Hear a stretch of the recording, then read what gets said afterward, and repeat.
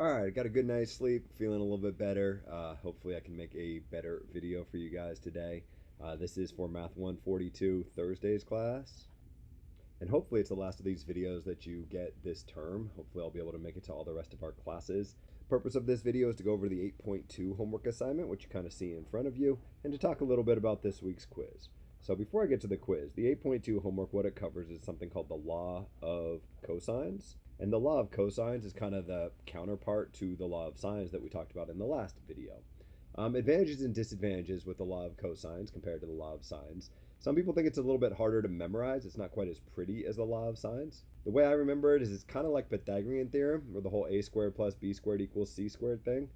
But Pythagorean theorem only works when you have a right triangle, right? And the law of cosines, much like the law of sines, works on any triangle, which is really nice. But in order for it to work on any triangle, it can't just be a squared plus b squared equals c squared, because we already know that that's the Pythagorean theorem that only works on right triangles. So you need this additional term.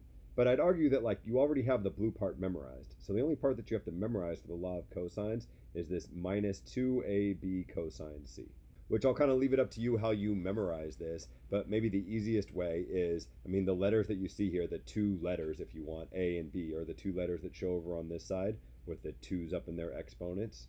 And then you got the cosine, which makes sense because it's the law of cosines. Cosines of which angle? Well, the angle corresponding with the side that's on the other side of the equation. So C in this case. I don't know if that helps any. This is the law of cosines. You might want to just memorize this. It's not a formula that'll be provided to you, so you'll definitely need it both for this week's quiz and for the final exam.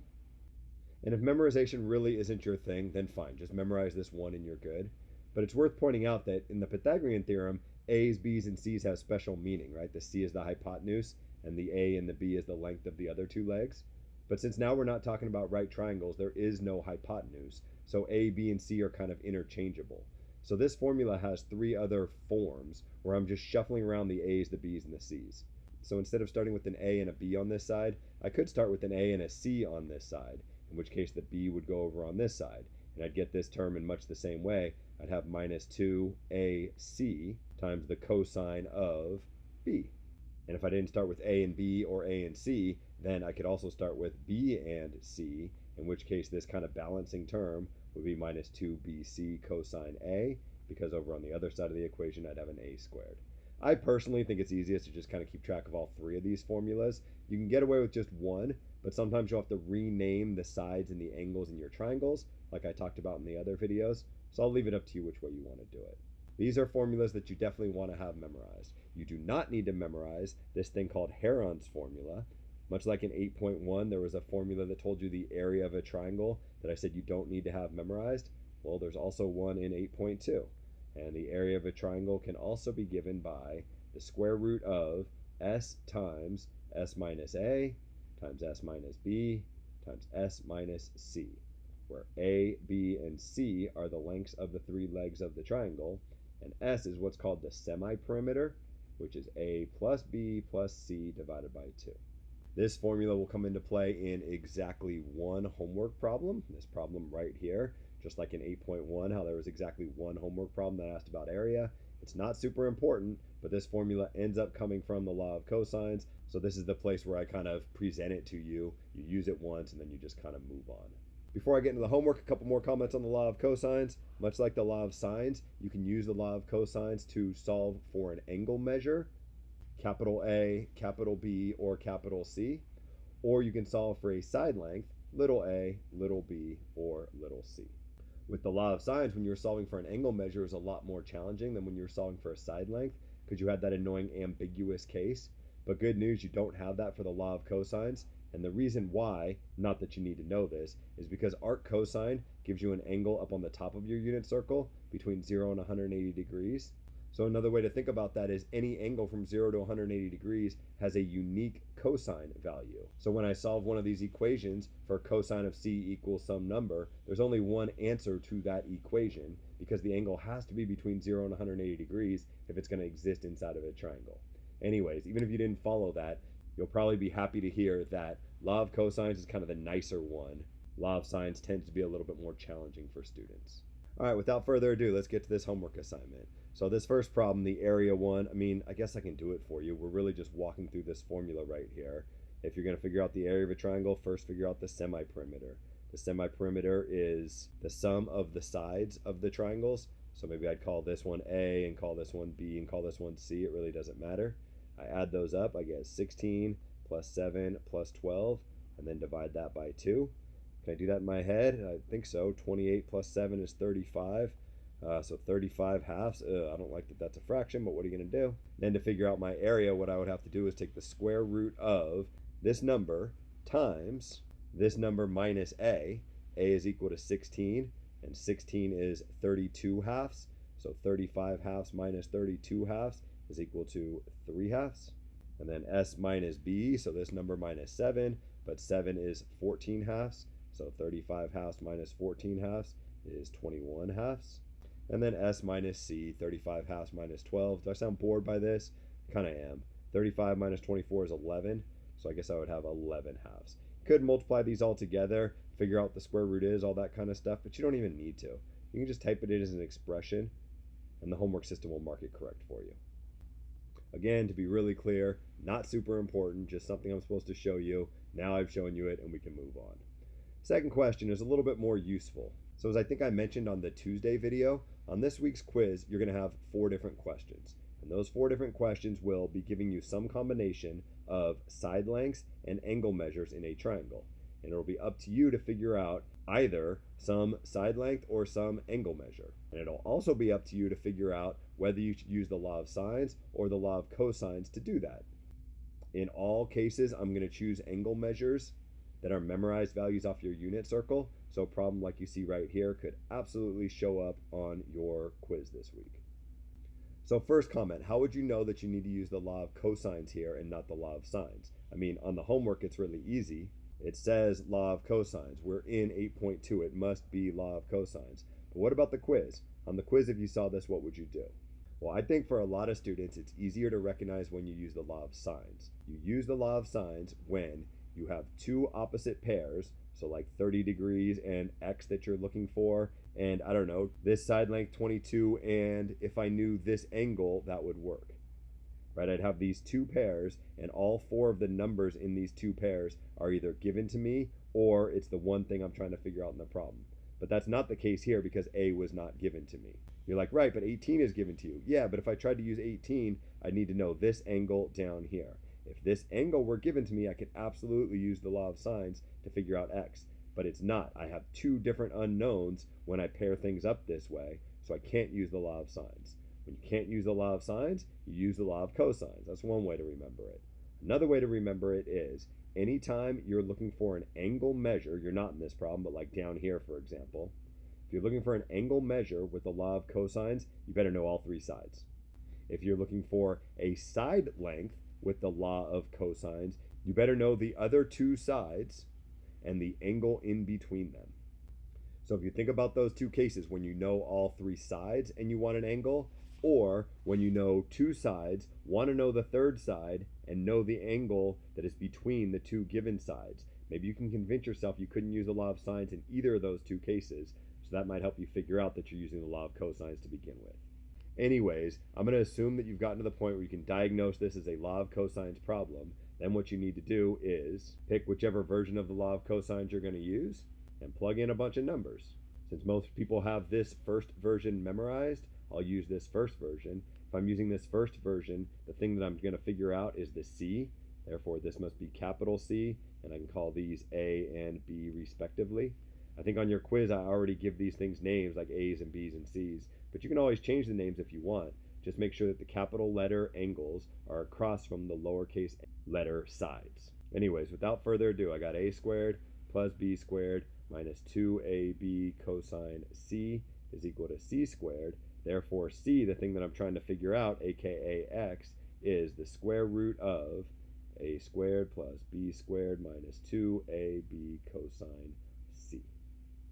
I'm going to take this a step further because a lot of people mess up the order of operations when they're solving this thing. In the homework, you don't really need to simplify, but I'm going to make these work out really nicely and ask you to simplify in the quiz. So I want to make sure that you can simplify appropriately. A is 18, so I got 18 squared here, whatever that is. B is 22, so I got 22 squared here, whatever that is. And then I got 2 times A times B, So 2 times 22 times 18 times the cosine of c. C is equal to 30 degrees. So I get the cosine of 30 degrees here. What a lot of people try to do is figure out this number, and then figure out this product right here, and then add and subtract those things. You can absolutely add these two things up if you want. After you figure out 18 squared and 22 squared, add up those numbers if that makes you happy. I mean, you don't have to, but you could if you want. But don't try to subtract this number from that sum, because this number right here is tied to the cosine of 30. A lot of people make that mistake for whatever reason. You can't do that. You have to figure out the cosine of 30 first and multiply that by all this stuff before you combine it with these guys. We have three terms here. There's one term, two term, and this whole thing is your third term. And make sure you treat that as an individual term. But really, for the sake of this problem, I wouldn't go any further. I'd probably type this in just like this in here and call this problem done. Question 3 is kind of the other type of law of cosines question. We have these three side lengths, 5, 7, and 8, and this one angle here, A. If we're going to use the naming convention given in this problem, we'll leave this as A. That means this has to be little a, and these can be little b and little c respectively. It doesn't matter which is which. And then if I want to solve for capital A, I got to use the version of the law of cosines that has a capital A in it. So this bottom one here, I would say that b squared plus c squared minus 2bc cosine A is equal to a squared. You can plug in numbers at this stage if you want, but I think it's easier not to. I think it's easier to maybe add the 2bc cosine A over to the right and subtract a squared over to the left. So I got b squared plus c squared minus a squared is equal to 2bc cosine A. And then divide everything by 2bc. So I get that the cosine of A is equal to b squared plus c squared minus a squared divided by 2bc. I think it's easier to do all the algebraic manipulation with the letters in here rather than plugging in the numbers first, but I'll leave that up to you. You can do it however you want. At this stage, I'd probably plug in the numbers. I'd say that b squared is 5 squared is 25, and c squared is 8 squared, which is 64. And from that, I want to subtract a squared, which is 7 squared, which is 49. And then I'm going to divide that whole thing by 2 times b times c. 2 times b is 10 times c is 80. So I get the cosine of capital A is equal to 25 plus 64 is 89, and 89 minus 49 is 40. So the cosine of A is 40 over 80. Hey, look at that. 40 over 80 is just 1/2. The cosine of A is 1/2. Think in terms of your unit circle. Where's the x coordinate equal to 1/2? Up here at pi over 3. However, it wants the angle given in degrees, so I would say 60 degrees is my answer. I picked these numbers very carefully to make this a memorized value off of your unit circle, and I'm pretty sure that's the same thing that I did on your quiz. However, if you were doing this problem and you didn't get 40 over 80 right here, you got, 39 over 80, well then what you'd have to do is say that A is the arc cosine of 39 over 80. And you'd be like, oh no, but that's so hard. I remember when I use arc cosines, I got to be really careful with the angle it gives me, and sometimes I do pi minus that angle, and it was super duper confusing. Yeah, but that was in the last section. That doesn't happen in this section. A nice property of arc cosine, a nice property of the law of cosines, you don't have to worry about any of that stuff. If this were 39 over 80, your answer would be the arc cosine of 39 over 80. However, you'd have to be a little bit careful because that answer would be in radians and you need it in degrees. So you have to multiply by 180 over pi. Question 4 is another law of cosines problem. You're given a triangle. They don't draw it for you this time, but they give you all three side lengths, and you're supposed to figure out A, B, and C. So you're going to kind of do this 3 times. But essentially, you'll be following these exact same steps. I think the only difference is when you get down here, it won't be a memorized value on your unit circle. So maybe your answers will look like arc cosine of some number, some fraction here. And then you'll have to realize that, wait a minute, when I use arc cosine, it gives me my answer in radians. So really what I want to do is multiply this by 180 over pi. I kind of like writing the 180 over pi first so that it's clear that it's the output of that function that I'm multiplying by 180 over pi when I do my conversion. But it means the same thing. So maybe you can use these 3 different formulas. Once you get the hang of it, they'll probably go pretty quickly. If you type in your answers as expressions, I bet you can cut out a lot of steps. Like, you don't need to simplify all the way down to 40 over 80, right? In theory, I could have put in the arc cosine of this stuff right here in this problem and been fine. And if you leave it in this form, when you have to do 3 different problems, maybe you can just move some numbers around a little bit and save yourself a lot of time. Anyways, that's the idea with question 4. Question 5 starts out a lot like question 2 in that they give you 2 different side lengths and the angle that's in between those 2 side lengths. And if you can't see that, you might want to draw a triangle and label A, B, and C to make sure that that's the case. So when you're in that case, maybe you realize that you can't use the law of sines and you have to use the law of cosines. And kind of tricky on this problem, when you use the law of cosines, you'll figure this out first. The first thing you figure out using the law of cosines is little a. Even though they write that third in this order, you might think you need to find capital B first, but you don't. Given the information here, the only thing that you can figure out immediately is little a. So figure that out, and then you'll have all 3 side lengths. And when you have all 3 side lengths, you can figure out capital B and capital C. It's worth pointing out that after you find little a, you'll have enough information where you could use the law of sines to figure out capital B and capital C. And you certainly can. I think generally students try to avoid the law of sines because they don't want to worry about that ambiguous case. However, in this case, since I'm using up 102 degrees right here, each of the remaining angles must be acute. So I don't really have that ambiguous case to worry about. So the point that I'm trying to make is after you figure out A using the law of cosines, you can either use the law of cosines or the law of sines to figure out the remaining 2 angles. And even that's a bit of a lie. You can either use the law of cosines or the law of sines to figure out one of the 2 angles, but it'd be foolish to use the law of cosines or the law of sines again to figure out the 3rd angle. It would probably be easier to just take advantage of the fact that the sum of the 3 angles is equal to 180 degrees. So once you know 2 of them, say, I don't know, A and capital B, for example, you basically get C for free. There's no point using this formula again. But you can do it however you want to do it. Another comment here, if you end up with arc cosine or arc sine in your answer for these 2 guys, make sure you're converting into degrees. Moving on to question 6. Now we get into the word problems, although I think what you'll see are the word problems aren't that bad. Here's another problem that we saw back in the day in 5.4 apparently. It was a really hard problem maybe, I don't remember, to solve in 5.4. I think we had to like drop an angle over here and then figure out this side length, and I don't know, we did all sorts of craziness. Maybe figure out this and then use Pythagorean to figure out this. I'm pretty sure I gave you extra credit if you figured it out. The point is, now it's not nearly as hard. Because look, we got a triangle here. It's not a right triangle, but it doesn't matter because now we're in chapter 8. In chapter 8, we have these really powerful tools, the law of sines and the law of cosines, that allow us to solve for side lengths even when we don't have right triangles. And maybe you'll recognize that what you do have here are 2 side lengths and the angle in between those 2 side lengths, which means the law of cosines can tell you this one right here. Call this capital C, call this little a and little b, and use the appropriate version of the law of cosines, the one that has the c squared all by itself, to solve for this, and type it in right there. It should be a pretty straightforward application of the law of cosines. Technically, it's a word problem, but I mean, it's almost not, right? They drew the triangle for you. I don't know if, from a practical point of view, it's any different than these problems up here. Question 7 is another word problem, but this one actually does work like a word problem. You have to kind of read it and draw the picture. Why don't I read it for you and draw the picture for you? Because sometimes drawing the picture is the worst part. A pilot flies in a straight path for 1 hour and 30 minutes. So I don't know. Maybe this is my pilot going in this direction right here. She then makes a course correction heading 30 degrees to the right of her original course. So what that means is we're making a slight little turn right here. If she had continued on, she'd be going this way, but she turned. So this angle right here is 30 degrees. And she keeps going this direction for 2 hours. So that takes her up here somewhere. What we want to figure out is how far does she end up from where she started out, way down here. Well, note that if you connect these 2 lines, you got yourself this nice triangle right here.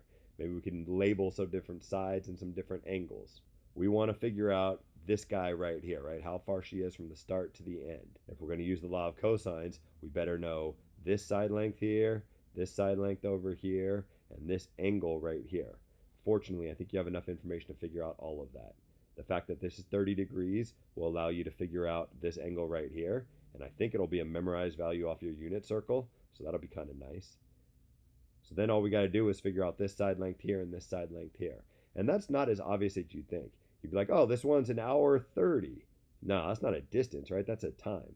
So she's traveling for 1 hour and 30 minutes, or in other words, 1.5 hours. And she's going a speed of 665 miles per hour. So distance is equal to rate times time. So if you want to know how long this side length is right here, you have to take the speed that she's flying at, her rate, 665, and multiply that by the amount of time she's traveling at that rate, 1.5 hours or 3/2. Multiply these two together, that'll give you the distance she goes in this leg right here. Do something similar, you can figure out the distance she's going on this leg, and you'll know this side length, this angle. You can figure out this guy. I think these word problems can be kind of fun sometimes, but then when I do them for you, I guess I kind of take the fun out of it. But I know from experience that often students don't find them as entertaining as I do. If you ever want to do these on your own, just don't listen to the videos. Question 8 might look really familiar, right? This problem was in 8.1 also. You're like, oh, you can do it either way? Nah, they changed the problem. In 8.1, they give you this angle right here, and they don't give you this, if I remember right. So it's the same guy wire problem that you saw in 8.1, but just know that they've given you different pieces of information. So now solving it with the law of cosines is the way you'll want to do it. And so with the law of cosines, if you're kind of thinking about it, we want to know this side length. We already have this side length and this side length. Again, I know the tower is weird looking. Pretend it's just a straight line here that points straight up. So this is really my triangle, the one that's kind of shaded in purple and red here, I guess. I have these two side lengths. If I just knew this angle, I'd be in good shape and I can use the law of cosines. I think you know that angle. The way you can figure out that angle is continue this line straight down, and it makes it perpendicular with this original ground. So the fact that we know that this is 31 degrees will allow us to figure out this angle, which will allow us to figure out this angle, which will allow us to figure out this side using the law of cosines. Moving right along, question number 9. Oh, the stained glass window problem. So this one's kind of fun, I guess. I had never seen this one before. Lots of different ways that you can solve it, I'm sure. I think if you're curious, the way that I would solve it is this line in purple right here. I think you can figure out the length of that line in purple right there. And if you can figure out the length of that line in purple right there, I think you have all the information that you need. So note that we know this already, and we know this. So see if you can figure out this. Maybe call it, I don't know, X or something. Because then you'll know this, and this, and this. And you're like, wait, but what am I trying to figure out? What's the answer? Oh, it's area, right? So you're going to have to go back to Heron's formula. The area of a triangle is S times S minus A times S minus B times S minus C, that thing that I did at the start of the video that I told you will only show up in one problem, and I guess that was a lie. Maybe you can use this to figure out the area of this triangle, and then you can use this again to figure out the area of this triangle, then maybe you can add those together and get your answers. You're like, I could if I only knew X. Yeah, maybe you can use the law of cosines to figure out X. And to be clear, that's not the only way to solve this problem. In fact, I'm sure there's lots and lots of other ways to solve this problem, but that's one way that you can solve this problem. Because we're looking for area, don't expect to ever be tested on this kind of thing, but now you can at least get the homework credit for it. Moving right along. Oh, this one, last one, I think. Yeah, this one's pretty tricky. What do I do? Do I even give you any hints, or do I just make it extra credit? I think I want to give you hints. And maybe we'll still make it extra credit. Give it a shot. I'll see how everyone does, and we'll go from there. So I think what will really help here is you got a lot of different triangles. So keep track of what you need to know and what you already know. What we're trying to figure out is this angle right here. Right? If we could figure out this angle, we would be done with the problem. So that's our big goal. So think about, all right, how do I figure out angles with the law of cosines? Well, the only way you can figure out angles is if you know all 3 side lengths in that triangle. So the triangle that contains this angle has this side length. Awesome, that one's already given to me. But then it also has this side length in red and this side length in green down here. And unfortunately, I'm not given either of those 2 values. So this problem is going to be like a multi-step process. My first goal maybe is to find this side length in green, and then maybe my next goal is to find this side length in red. And you're like, oh man, how am I ever going to figure those out? Well, note that I got this little triangle down here, and in that triangle, I have a side length that I know, this X is given to me, it's 48 feet in this case. So I know this guy right here, I know this angle is 60, and I know this is 10. Hey, I got 2 side lengths and the angle in between them. So with that information, I can figure out the other side length. Maybe call this Y or something. I think you can figure it out from the triangle in blue. And then maybe you can do something similar to figure out side length Z. Right? I could figure out this side length if I had an angle, I do, and the 2 sides that angle is in between, this 48 and this 70, right, in this big triangle here. That'll help you figure out Z. Once you know Z and Y, you can use those to figure out angle alpha here which will go right in here as your answer. Kind of a fun problem. Bet it would be a lot more fun if I didn't already tell you how to do it. Sorry if I'm taking the fun out of this for anybody. I'm going to end this video here. Shoot me an email if you got any questions on anything. Otherwise, I will see you on Tuesday.